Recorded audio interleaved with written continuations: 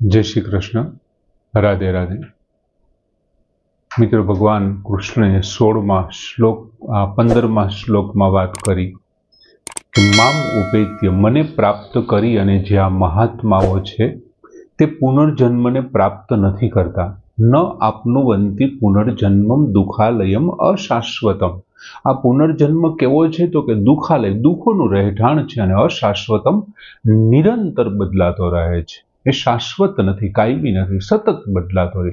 एमने प्राप्त नहीं करता। तो आपने प्रश्न थाय तो एमने प्राप्त शुं काम नहीं करता? तो भगवान कहे छे मने एक वखत प्राप्त करी लीधो तो संसिद्धि परमाम गति, एमणे तो परम उत्तम प्रकारनी गतिने प्राप्त करी लीधी छे, तो हवे पुनर्जन्म केवी रीते प्राप्त करे? अने हवे भगवान ए वात करे छे, एटले के 16मा श्लोकमां भगवान अर्जुनने समजावता वात करे छे के आ ब्रह्म भुवनात् लोकाः पुनरावर्तिनः अर्जुनः माम उपेत्य तु कौन्तेय पुनर्जन्म न विद्यते। जो घणा लोको शुं करे छे, भगवान साथेनो भगवानने आपणे आमनी पेलाना घणा बधा श्लोक पेला एक वखत जोयुं हतुं के भगवानने गौण गणे छे अने देवताओने वधारे महत्व आपी दे छे अने देवताओ एमने त्यां पोताना सुधी, पण भगवान कहे छे एमने जे फळ आपे छे ने मारुं निश्चित करेलुं छे, मैं कीधुं छे एमने। ए वात 100% साची। हूँ तारी श्रद्धाने दृढ़ बनावुं छुं। जे ते देवने तू माने छे ने ए देवमां तारी श्रद्धाने दृढ़ बनावुं छुं। हवे भगवान अहींये ए ज वातनुं कंईक बीजी रीते पुनरावर्तन करता होय ने एवुं लागे छे। आ ब्रह्म भुवनात् लोकाः पुनरावर्तिनः अर्जुन। अर्जुन एटले के हे अर्जुन, आ ब्रह्म भुवनात् लोकाः, ब्रह्मलोक सुधीना समस्त लोको, लोको एटले लोक, આપણે કહીએ છીએ ને પૃથ્વીલોક ને પાતાળલોક ને દીવલોક ને પિતૃલોક ને સ્વર્ગલોક ને યમલોક ને એમની વાત કરે છે કે બ્રહ્મલોક સુધીના સમસ્ત લોકો કેવા છે? પુનરાવર્તિનઃ, પુનરાવર્તી છે। ત્યાંથી પાછું ફરવું પડે છે, પુનરાવર્તન કરવું પડે છે, અર્થાત ત્યાં જઈને પાછું આવવું પડે છે। પુનરાવર્તિન એટલે ત્યાં જઈને પાછું આવવું પડે છે। आ ब्रह्म भुवनात् लोकाः पुनरावर्तिनः अर्जुन, हे अर्जुन, ब्रह्मलोक सुधीना समस्त लोको पुनरावर्ती छे एटले के त्यां जईने पाछुं आववुं पड़े छे।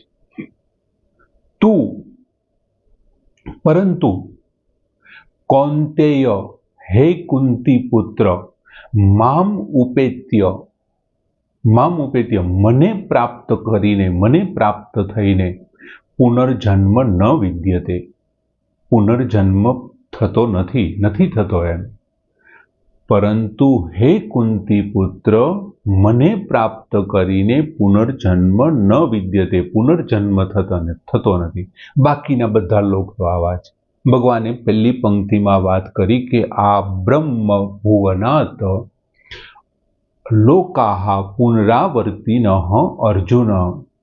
हवे भगवान अहीं ब्रह्म भुवनाथ शब्द वापरो होत ने तो चाले, तेने बदले आगळ आ शब्द वापरो छे। हवे आ शब्द छे ने अहीं बे रीते वापरी शकाय। उपसर्गनी अर्थमां जोवुं होय ने तो एक अभिविधिना अर्थमां अने एक बीजुं मर्यादाना अर्थमां। अभिविधिना अर्थमां शुं तो के ब्रह्मलोक सहित एमनीथी नीचेना बधा लोक, ब्रह्मलोक साथेथी बधा नीचेना लोक। अभिविधिना अर्थमां एवुं थाय, ब्रह्माजीना लोकथी मांडीने नीचेना बधामांथी जे लोक छे ने बधा।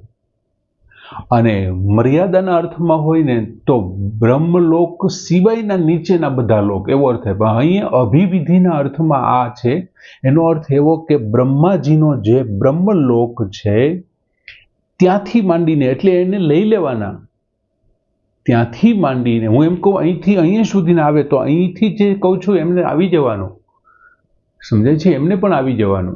એટલે બ્રહ્મલોક આ શબ્દ છે બ્રહ્માજીના લોકથી માંડીને એમની નીચેનામાંથી બધાને કેવા છે તો કે પુનરાવર્તિનઃ। આ બધા લોક એવા છે મિત્રો કે ત્યાં તમે જાઓ ને એટલે ત્યાં તમારું પુણ્ય જેવું નાશ થઈ જાય ને એટલે તમારે લોક ખાલી કરી દેવો પડે।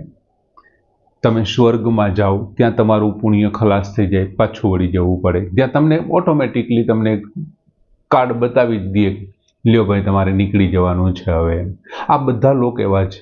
પુણ્ય કમાઈને તમારી પાસે પુણ્યનું ભાથું જેટલું હશે એટલો ટાઈમ તમને ત્યાં મળશે એમ.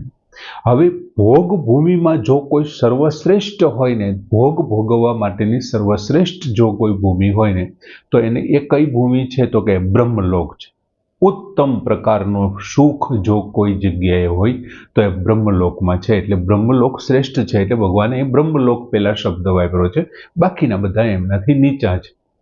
દાખલા તરીકે મૃત્યુલોકનું સર્વશ્રેષ્ઠ સુખ કયું છે તો કે પૃથ્વી ઉપર તમારું બહુ સારામાં સારું રાજ્ય હોય, આખા પૃથ્વી ભૂમંડળ ઉપર તમારું રાજ ચાલતું હોય, તમે સમ્રાટ હો, તમારું રાજ્ય પૂરેપૂરા ધન અને ધાન્યથી સંપન્ન હોય, તમારું રાજ્ય આખું પૂરેપૂરું ધન ધાન્ય ફળ સસ્યમ સુજલામ સુફલામ શ્યામલામ આપણે જે ગાઈએ છીએ ને એમના જેવું એમ ધન ધાન્યથી પરિપૂર્ણ હોય તમારું રાજ્ય. બીજું, તમારી સ્ત્રી છે, તમારી સાથેના કામ કરતા પુરુષો છે, અને તમારી પ્રજા છે, અને તમારો પરિવાર છે, આ બધા જ વ્યક્તિઓ તમને સંપૂર્ણ અનુકૂળ હોય. તમારા રાજ્યમાં અસપત્નકઃ, અર્જુને કીધું તને મને એવી પણ ઈચ્છા નથી કોઈ પણ પ્રકારનો કોઈની સાથે દુશ્મનાવટ ન હોય. બીજું, તમારી અવસ્થા કેવી હોય તો કે યુવાન અવસ્થા હોય, અને તમારું સંપૂર્ણ સ્વસ્થ અને નિરોગી શરીર હોય ને તો એને મૃત્યુલોકનું પૂર્ણ સુખ મનાય છે. આવું જો બધું હોય તો એ મૃત્યુલોકનું કેવું સુખ છે? પૂર્ણ સુખ છે. હવે ભગવાને શું કીધું? બ્રહ્મલોક છે ને એ શ્રેષ્ઠ છે. ભોગ ભૂમિમાં બ્રહ્મલોક, આ મૃત્યુલોકનું પૂર્ણ સુખ છે. એમનાથી 100 ગણું સુખ કોનામાં હોય તો કે મર્ત્ય દેવતાઓનું 100 ગણું સુખ. એટલે શું તો કે અહીંયા પૃથ્વી ઉપર પુણ્ય કરી અને જે દેવો બની જાય છે, અને દેવતાઓના જે પુણ્ય કર્મથી દેવલોક, અને ફરી પાછું પુણ્ય નાશ થાય છે અને પાછા મૃત્યુલોકમાં આવવું પડે. ત્યાં દેવલોકમાં તમે પુણ્ય કમાઈને જાઓ ને તો અહીંયા તમને જે પૃથ્વી ઉપર રાજા તરીકેનું સુખ હતું ને એનાથી 100 ગણું સુખ તમને ત્યાં મળે, જે જગ્યાએ દેવો રહે છે. દેવો તો ભોગ માટે જ છે, ત્યાં તો ભોગ માટે, પણ ત્યાં તમારું પુણ્ય ખલાસ થઈ જાય એટલે પાછું પુનરાવર્તી ન, ભગવાને કીધું ને પાછું આવવું પડે, પુનરાવર્તન પામવું. હવે એ મર્ત્ય જે કંઈ મર્ત્ય દેવતાઓ છે, દેવતાઓનું જે લોક છે, એનાથી 100 ગણું સુખ કોનું હોય છે તો કે આઝાન દેવનું. તો કે હવે આઝાન દેવ એટલે શું તો કે જે આપણે કલ્પની ગણતરી કરીએ છીએ, યુગ અને કલ્પની, એ કલ્પની આદિમાં દેવ બની જાય. જે વ્યક્તિ કલ્પ શરૂ થાય ત્યારે દેવ બને અને છેક કલ્પ પૂરો થાય ને ત્યાં સુધીના સુખ ભોગવે, આખા કલ્પમાં સળંગ. ઓલા બધા દેવો લોકોને શું હતું? પુણ્ય પૂરું થઈ જાય એટલે શું કરવું પડતું? તેને પાછું આવવું પડતું હતું ને. આને તો કલ્પ શરૂ થાય ત્યારે દેવ બની ગયા હોય અને કલ્પ પૂરું થાય ને ત્યાં સુધી દેવ રહે, અને આઝાન દેવ કહેવાય. કલ્પના આદિથી ચાલુ કરીને છેક અંત સુધી સુખ ભોગવે.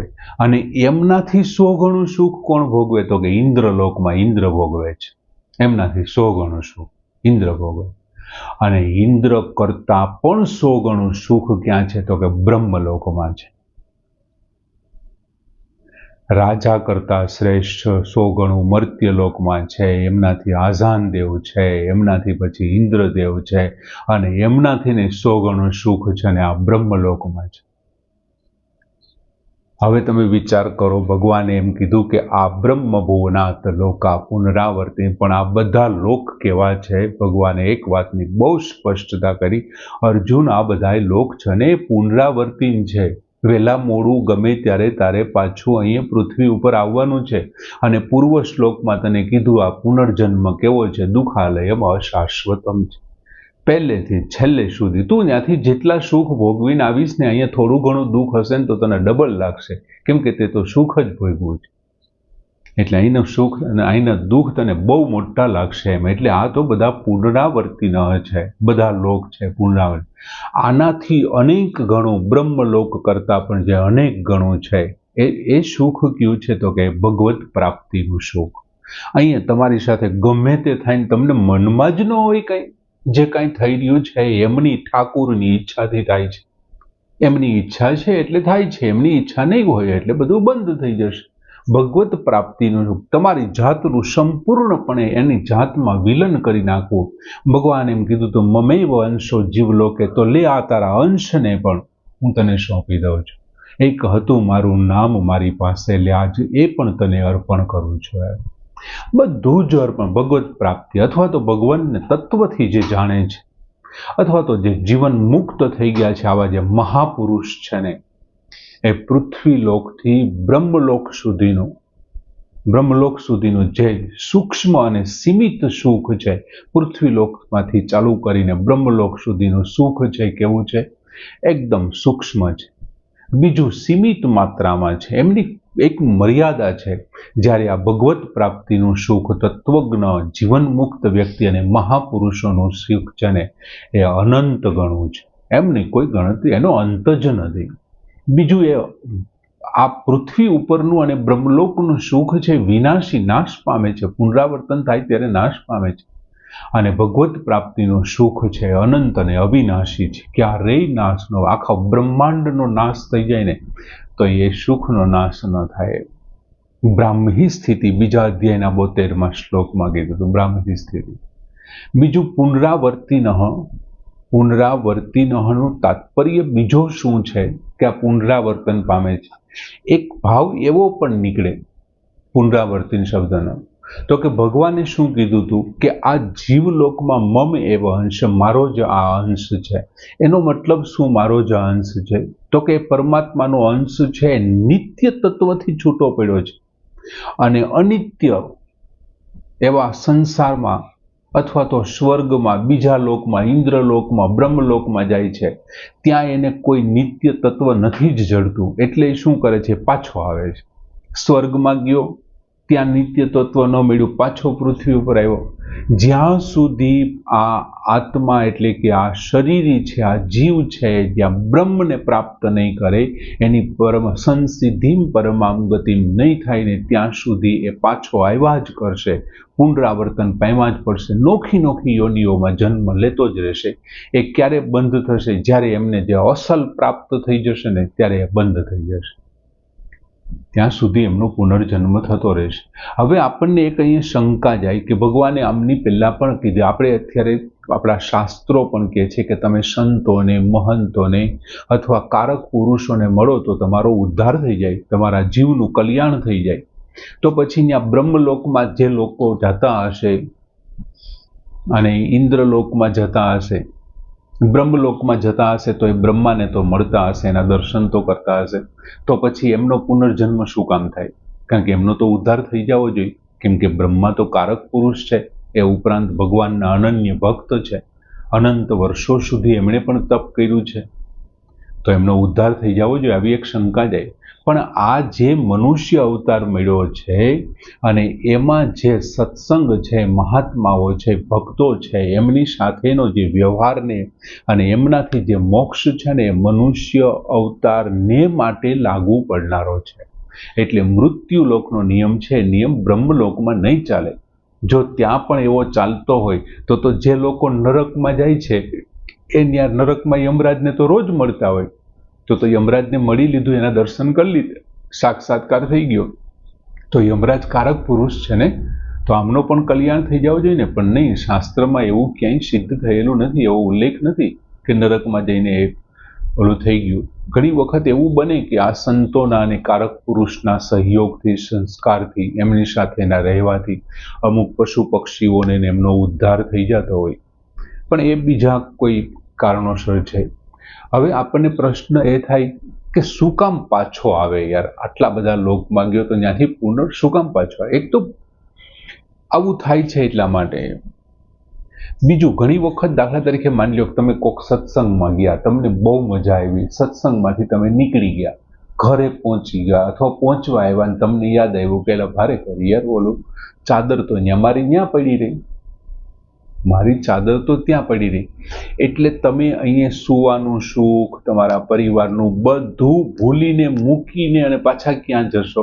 જ્યાં સત્સંગ ચાલતો તો ત્યાં ચાદર લેવા માટે જશો. શું કામે?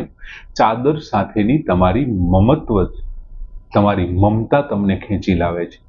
એમ આ લોકમાં ગયા પછી પણ, ભગવાનના લોકમાં ગયા પછી પણ ઘણી વખત મમતા, આપણી કામનાઓ છે ને આપણને પાછી ખેંચી લાવે છે. બાકી ભગવાને તો ચોખ્ખું કીધું છે કે મમે વાંશો આ જીવલોકે, આ બધા મારા અંશ છે, અને મારા અંશ છે તો ભગવાનનું ધામ એ શું છે? એ મારું પોતાનું ઘર થયું વૈકુંઠ ધામે. કેમ કે ભગવાન ત્યાં છે, હું એમનો અંશ છું, તો અંશ તો અંશીમાં ભળવાનો જ છે, તો એ મારું ઘર થયું ને. એટલે એક રીતે જોઈએ તો એ મમત્વ છે, વિવિધ પ્રકારની કામનાઓ છે, લાલચાઓ છે, એ બધું આપણને પાછા ખેંચી લે. આમ સરસ મજાનો શ્લોક ભગવાને વાત કરી કે જે મને પ્રાપ્ત કરી લે છે ને એમને પુનર્જન્મ નથી મળતો. આ બ્રહ્મ ભુવનાત લોકા પુનરાવર્તિન અર્જુન મામ ઉપેત્ય તુ કૌંતેય પુનર્જન્મ ન વિદ્યતે. પૂર્ણ કરી.